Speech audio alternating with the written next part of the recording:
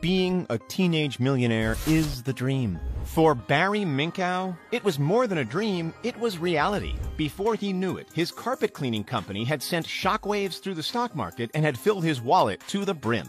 There was one major issue here, though. It was all built on lies. While most others his age were in college, he was committing credit card fraud, falsifying financial reports, and manipulating the stock market with a business that existed purely on exaggeration and cover-ups. Like a house of cards, it all came crashing down. So how did a teenager manage to manipulate the system? Did he get away with it? Or was the FBI too good? Let's find out.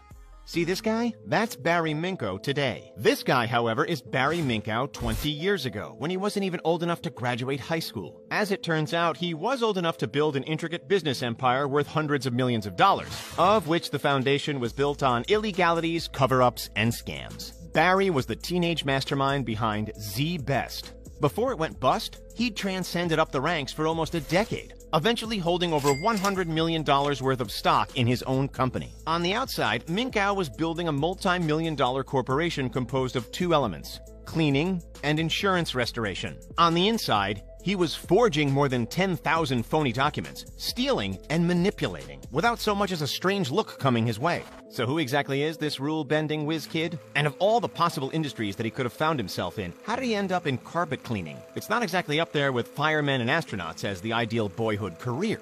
Well, Barry was raised in the San Fernando Valley in California, which is this big area, not too far from the money-slinging big shots in Hollywood. It was here, when he was just a wee lad at 9 years old, that his mother got him a job as a telemarketer for the carpet cleaning business where she worked. Can you imagine getting a call from a 9-year-old trying to sell you something? With this early experience, Barry had a sizable head start into the business world compared to the rest of the kids his age.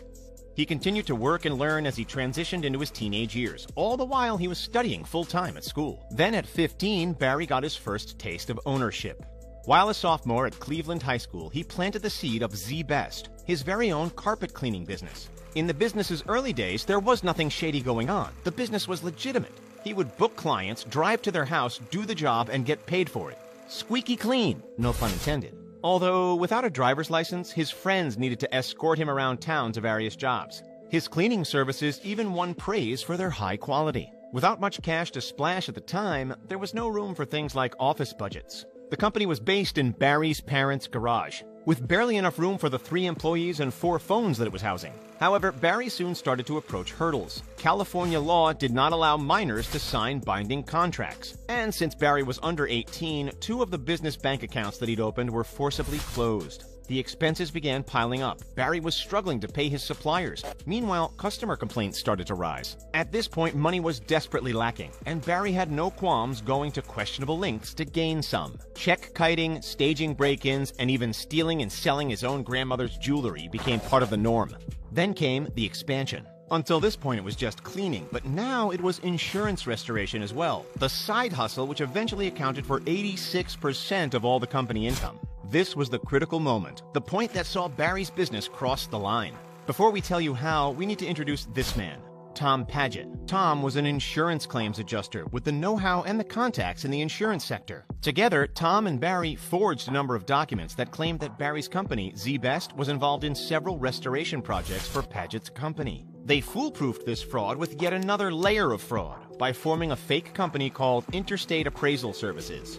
This fake company, which remember Barry and Tom had created, was the one verifying details of the fake restorations to Barry's bankers. In the eyes of the bank, Interstate Appraisal Services was legitimate, and therefore so was Barry, and therefore so was Z-Best. The banks had fallen for the illusion that Barry ran a profitable business, therefore were confident enough to dish out loans. After graduating in 1985, Barry's sole focus shifted. The school books were thrown out the window, and all eyes were now on his so-called company, Z-Best.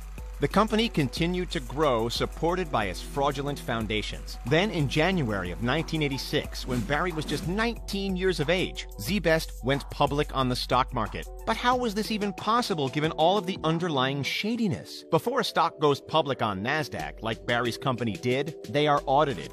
Consider Barry a little fortunate here because the accountant who had audited Barry's company prior to its IPO didn't physically visit the insurance restoration sites that they claimed to have operated in. Had the accountant physically done so, he would have realized that the addresses provided were simply mailboxes scattered throughout the San Fernando Valley. In the eyes of the public, Barry knew what he was doing. His face appeared on TV commercials. He was driving around in a Ferrari, and he owned a mansion in the wealthy Woodland Hills, a significant upgrade from his parents' garage. With the flawless facade intact, shareholders had no qualms throwing their money into the pile to become part of the General Motors of the carpet cleaning industry. Yeah, that really was one of Barry's advertising strategies.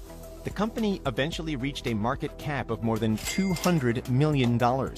Barry's plan was simple. He'd wait the 2 years required by law and then sell his shares. But it didn't quite pan out as planned. Money was still needed, so he persuaded to raise another $15 million in capital. Again, auditors were swooping. So how did he deflect them this time? The auditors wanted to tour the Interstate Appraisal Services office building. So Barry gave them an office building, although it wasn't his, he just borrowed it. And when the accountants asked to witness a current insurance restoration project, Barry simply took them to a half-built structure, claiming that it was a legitimate restoration job that they were working on. Of course, the auditors lapped it up because all of the lies were backed up by thousands of fake documents that were created by this man, Mark Morsey. He was the financial consultant for Barry and Z Best, and he had no hesitations breaking the rules. The fraud grew, the money grew, and Barry had almost reached a point where he was in the clear. He had orchestrated a move that would have allowed him to wiggle free of the twisted web of lies that he'd entangled himself in. What was that move? A merger. The plan was to join forces with KeyServe, which at the time was on the market for sale. KeyServe was the authorized carpet cleaner for Sears department stores. The two companies were in the same industry, so the acquisition was believable. If Barry could inherit KeyServe's business, it would solve all of the cash flow issues that he was facing and allow him to start righting his wrongs. KeyServe and Z Best agreed to a $25 million deal. The pair would merge and Z Best would be the lone survivor. Barry intended to then raise between $700 and $800 million to buy ServiceMaster, another commercial carpet cleaning company, and expand internationally thereafter. He even commenced talks to buy the MLB's Seattle Mariners. All of this was weighed on the KeyServe deal going through without a hiccup. If this deal were to succeed, then it was full steam ahead. But of course, it did not. Then came the backbreaker. Just before the two companies signed on the dotted line, the downfall began. With a foundation built on fake customers, fake projects, and fake supporting documents, it was only a matter of time before it all crumbled in on itself. The straw that broke the camel's back came from events happening behind the scenes. While Barry was busy working toward a merger, one woman had come forward saying that she had been overcharged a few $100s for a carpet cleaning and was yet to be paid back. Barry just ignored the threat. Small fish, big pond, he thought. However, the woman, determined to get her money back, managed to track down several other people who'd also been defrauded by Barry. To make waves, she submitted all of her findings to the LA Times. That put the spotlight on Z Best, and now it was trouble time.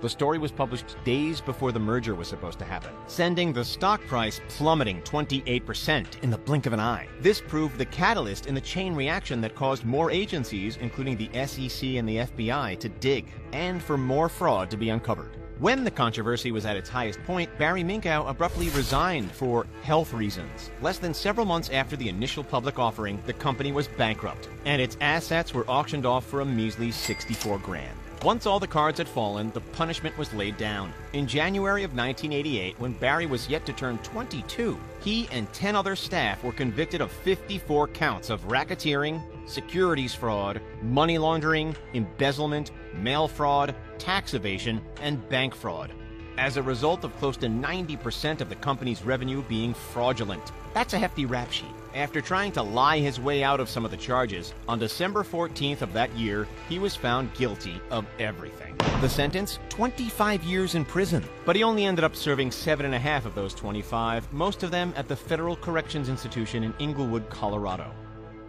Following his early release in 1995, Barry claimed to be a born-again Christian. However, old habits die hard, and in little time he was back to his mischievous law-breaking schemes. While working as a church pastor, he founded the Fraud Discovery Institute. Ironic, isn't it? Until you learn that the Fraud Discovery Institute was indeed also a fraud. He would use the investigative journalism power of the organization to his own advantage. Before he would publish a damning report on a public company, he would sell his own shares in said company. He would then rebuy them when they were near worthless, only for the stock price to rise again once the reports were proven to lack substantial facts. In essence, he was shorting the stocks that he himself was manipulating. Eventually, Barry pleaded guilty to insider trading as well as church fraud, admitted to embezzling over $3 million in donations to the San Diego Community Bible Church, where he was head pastor. As the icing on the cake, he also hid nearly $1 million worth of income and $250,000 in taxes from the IRS. After being sentenced on April 28, 2014, he finally remained locked up for over 5 years, finally released on June 6,